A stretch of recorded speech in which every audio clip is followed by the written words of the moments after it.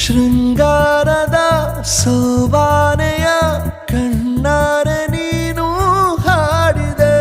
ಈ ಹಾಡಿಗೆ ಕುಣಿದಾಡುವ ಸಾಹಸವ ಯಾಕೆ ಮಾಡುವೆ?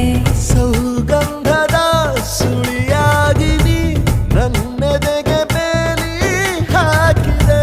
ನಾ ಕಾಣುವ ಕನಸಲ್ಲಿ ನೀನ್ಯಾಕೆ ಬೇಲಿ ಹಾರುವೆ? ಸಂಜೆಯ ಕೆನ್ನೆಯ ಮೇಲೆ ಬಂದು ನಾಟಿದೆ ನಾಚಿಕೆ ಮುಳ್ಳು.